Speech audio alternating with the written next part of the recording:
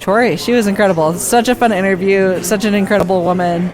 Could have talked to her all day. Could have talked to her all day. Like, if I wasn't already itching, wishing I had my own brewery, she's just doing so many things that I'm like, I love every aspect of what you're doing, and just very inspiring. So hopefully you appreciate that interview. We're going to do a walkthrough, and it is happening right now. So, Tori, tell us about yourself and what's your title here?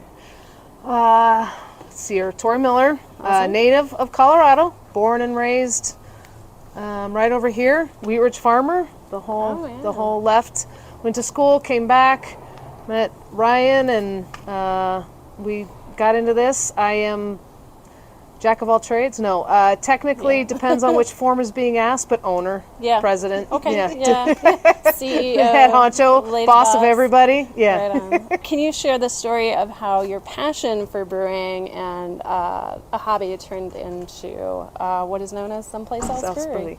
Like I said, it's Ryan's fault. No. Yeah. We actually argue about this all the time. He's like, "You're the one." No, you're the one, and we discussed it more.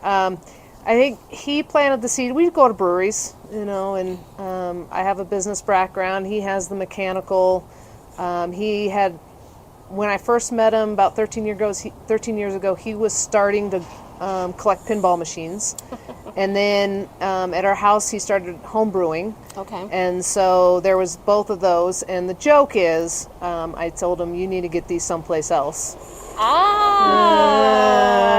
That's not the real name. The name comes from, he used to play pinball all the time as a kid in Grand Rapids at a place called SomePlace Else Arcade. So that's where the name comes from. What's your favorite part of your own setup? You go ahead. Example, items, location, the brew house.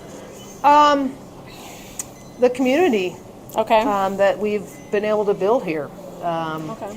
It's changed. This is all open now, but before, it's hard to describe it unless you saw it, but it was a little more closed in, so it was cozy. The community's helped build this place. It started very bare, and the location's been difficult in that it's hard to find, but at the same time, I think that brings that sense of the neighborhood, the community, like this is ours. What inspired the brew arcade concept, I guess, combining craft beer and pinball, skee ball? I guess we kind of heard a little bit more on that. It's because we had them. Yeah.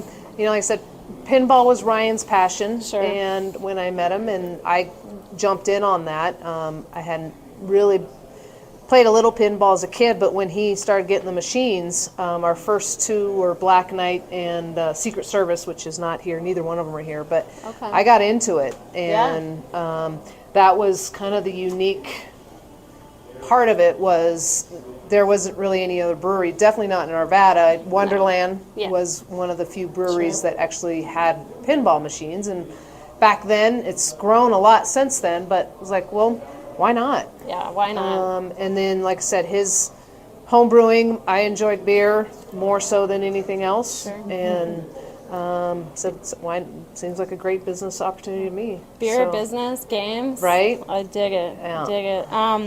What about, how do you feel this sets you apart then in what could be argued as a saturated market? That's what's so cool about it is every brewery has its own vibe. It really does. And we just create our own vibe. Just like, I know when we get in there, you'll see the Star Wars, and that was not our intent. That just happened. Yeah. You'll see the figures up above. I'm a Star Wars fan, of course, it's my favorite. Ryan was Star Trek and Star Wars. And so we just threw a couple up there, Darth and the Stormtrooper, whatever, to hide. But it was never our intent to make this, like, if you look at the business plan, it was never, let's make it a Star Wars theme. Right. And it just grew because people were into it, and they brought the stuff in. And the artist that did the mural up here, she offered to do that. That was not something we went out and said, hey, will you please do this for us? She offered. The games that we have in terms of, we have some of the old school versus a lot of the places have a lot of the new stuff.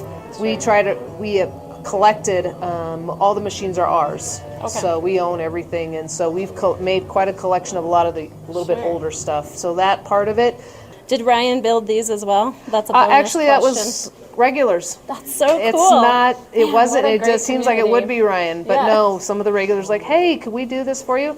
Sure. so cool. Yeah. How big of a beer tab do you want? Yeah, right. Yeah. So Mural is winning exactly currently. right. So Very good. definitely just bringing in. That's what I said. It's a community effort here. What figures in the craft brew space or beyond would have inspired you in your journey? People were very helpful. Laura at Factotum helped us a lot. Chris, Rick over at Riccoli's, just kind of walking around, getting to know them as we were kind of researching. Just the ideas that we got, and just the community that came up from it. Yeah.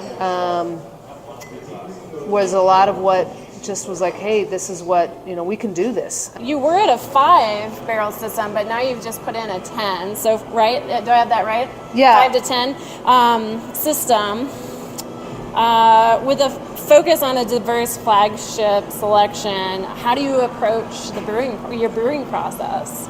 Part of it is trying to provide that broad, thinking about what can we do to provide that broader range of beers that will bring, a lot of people like different things. And then just from our Friday releases, I know we said we'd go into that, Yeah. but what seems to be a hit? What seems to really be selling well that people are really responding to? So you kind of create that broad range, and we kind of go with what is selling. I mean, the numbers really are what help dictate what direction we want to go, and that's what the beauty of the R&D or the Friday release is. It helps say, okay, this kind of didn't go so well, this one really did. People are really, and of course you hear the market, what they say, you research the market, hear what's going on in the market and so forth, but honestly it's what our sales dictate. Tell us more about the weekly small batch R&D. So it kind of got started from our previous brewer, Alex, and he is such an amazing brewer, and he just loved brewing and wanting to try things. And so we're like, hey, let's start this. And it's been going on since, I want to say we started in 2018. So it's been going for a long time that we've done this. And a lot of it was inspired by what he just kind of entered into his head, a whim, and he's like, hey, I'd love to try this yeast. Like, there's this new Quebec yeast. Let's see what that does. Or we've never tried a milkshake. Or, what's the in thing, or it's what customer might throw out. Or it's Porter month or February Stout month. So let's figure out what different stouts we want to do. So there's no rhyme or reason. It's more just what feedback from customers, what kind of pops into our head, reading about something, and you're like, oh, and I'm like, oh, I've never, like, I brewed a guava IPA because we've never tried guava. So let's try guava. Absolutely. See what happens. Are there any new projects that you can tell us about? I would say the one thing that hopefully we can get to once the bigger construction and the new pinball and everything, and we get that space cleared up from a brewing perspective, we'd like to dive back into a little bit of the non-alcoholic beer. Awesome. Yeah. We were doing a little bit we had a brewer, Shane, who was started to go down that path, and then just, one thing, this, that, and the other. So that would be, I say, the one thing that we're hoping that we can get back into trying that a little bit. Do you have a personal favorite or one that stands out to you most, and why? My favorite is the Mexican lager, which currently is not on. Fortunately, we have the Mexican lime in its place right now. And like I said, we mix beers, so Mexican mixed with raspberry. The two that are top sellers, which I kind of talk about, is the Spock's Brain, which was Alex's creation, and he just did a couple small releases of it. Okay. And then kind of changed it as it went till it got to its final spot. And that's kind of what that Friday release is for also, is to try that out. And same thing with the raspberry. That was Ryan. And he tried one, and he tried a different recipe, and then kind of combined the two. So again, it's that idea of just taking our beers and always trying to see, can we tweak this, do that, make it even better. Tell me about, as a woman, co-founding a brewery in a predominantly male industry, what's the biggest challenges you've faced? To be quite honest about it, I when I see a challenge, it has nothing to do with being a male dominant. I just do it, and I don't think about that. Ryan and I just get together, we just go for it. Same from the very beginning. I didn't stop and think, I'm entering a male-dominated industry. Like, that never occurred to me at all. I just was like, I want to do it, I'm going to do it. So I would say, though, in the process over the years, I have noticed, my voice will be overlooked, if you will, versus someone else, for sure. My response to that is, show them actions speak louder than words, so just go do it and see what happens and let the rest speak for itself.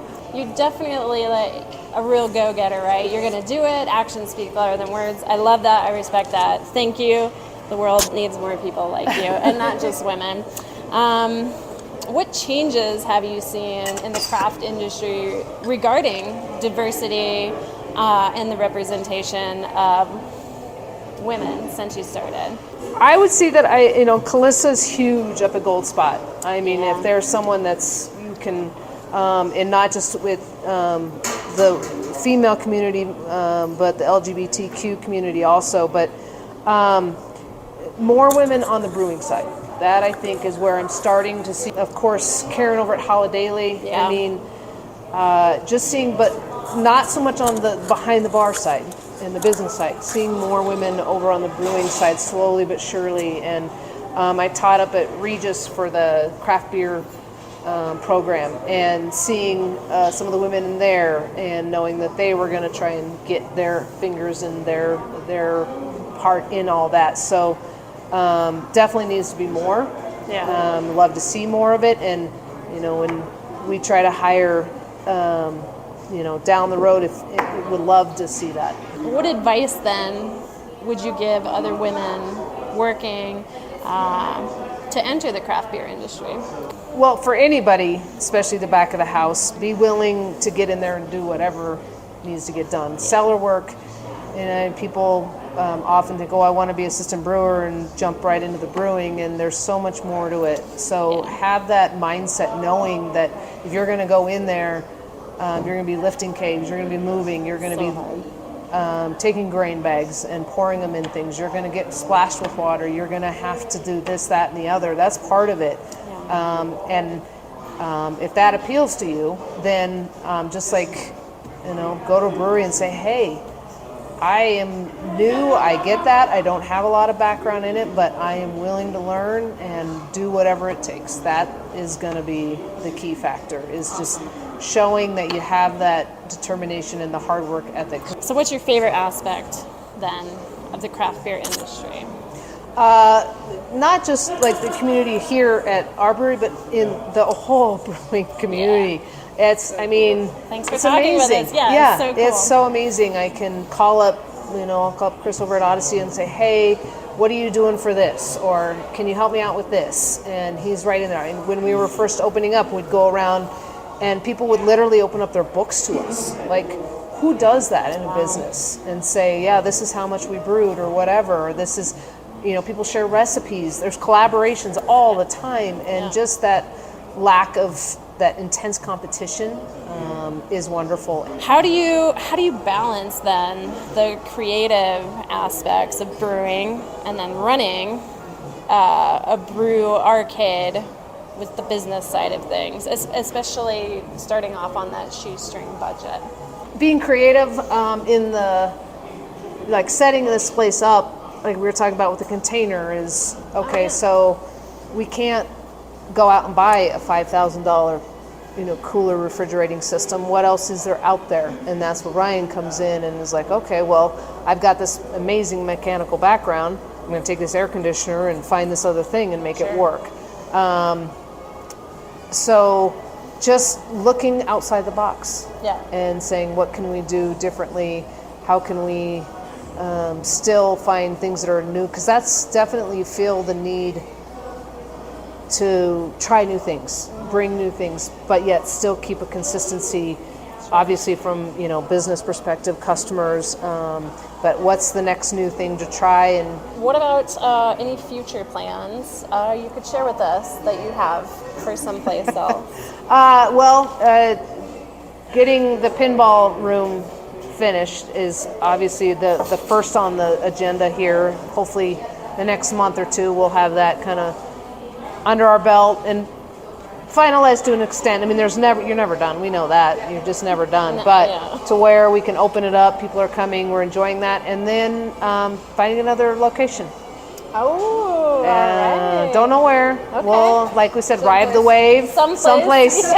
We will find someplace. It'll be someplace there. Too. Someplace there, someplace here, some goings. Yeah. So we kind of touched on it, but how do you plan to continue innovating and keeping things fresh for your customers, especially with the R&D program, the small batch? Being willing to be innovative. I think that's the biggest thing, is like keeping an open mind and being willing to hear what's going on in the industry, and again deciding, does that work for us, and how do we get more ideas. Like I said, Lindsay is a big help in that. She's like, well, what if we put a suggestion, just always being willing. Ryan, always from more on the technical brewing side of it, well, how I want to test these different yeasts. So reading and hearing about something and saying, oh, well, yeah, that seems like something we want to focus on a little bit more. We've heard about that, but haven't. The NA, same thing. Like, what's going on in the market that sounds intriguing to us. So just being open-minded. Final question. What are you most excited about for this year then? With all of that going on, what is the most exciting? That arcade. Okay, yeah, absolutely. That arcade. I am so excited just to see that we have the more space, people being able to come in and enjoy it, decorating. I'm not a great visual artistic person. That is, give me a spreadsheet, I'll do all kinds of things with it. But I knew I liked you. Exactly. Give me a room with blank walls, I'm like, I don't know. So and that's what happened with this, and as it will come together, and just that exciting thing of talking about ideas and things coming up and what can we do and how are we going to do it, and so just continue. Like I said, we'll get it open, but that's not it. I mean, there's going to be constant, what artwork, what can we do over here, what can we add to this, that I'm looking forward to just spending the year doing that. So awesome. For sure. Love it. Yeah. Oh my gosh, thank you so much. Yeah, thank you. That was great. I love that. Thanks. Crushed it. So as we close up the taps on today's incredible conversation with Tori, so much fun, oh my God. In SomePlace Else Brewery, we're left inspired. And the journey that, I don't know what that word is. Bends the joy. Bends? Well, it's a Bohens? It's a typo. Oh, okay. So it's not that I can't read the word, it's a typo. You can't replace it with another word. Well, half the time I just don't know what words you're putting in there. They're so fancy. Anyways, the joys of making your passions. Like, if this place isn't just the epitome of all your passions coming together, so cool. From why they even got started to how they brew weekly, like beers, to how they start their mud club and interact with their guests on the regular basis. It's just beautiful. Regularly. Like, I feel like this place is the epitome of everything we preach on this show. 100%. How to be that neighborhood brewery that, maybe isn't the place to, sell out and become a bajillionaire off of. But I mean, she said they're she was doing opening up pretty fucking good, right? Like, it's just a love story. Yeah. It's a Valentine's Day love story. And that's why we're here. Oh. It's beautiful. Loved it so much. So much fun. Such a good story. I do want to carve in here. If there are women out there that are aspiring to make their own path in the craft beer world, like, listen to Tori's story. Yep. Listen to what she has to say. Come talk with her. Like, come in, have a beer. She loves grabbing a drink. She loves pinball. I mean, play a game with the lady. Yeah. It's truly a testament to perseverance, vision, and the importance of creating something that brings people together and joy and appreciation. Wonderful. That's right. So good. So come on down to SomePlace Else Brewery. Come in, say hello, and check out their innovative new beers and experiences. And Friday releases. Yeah, we can't wait for the next chapter in their journey. So Super good. exciting. Can't wait to keep an eye on them. So exciting. Yeah. All right, let's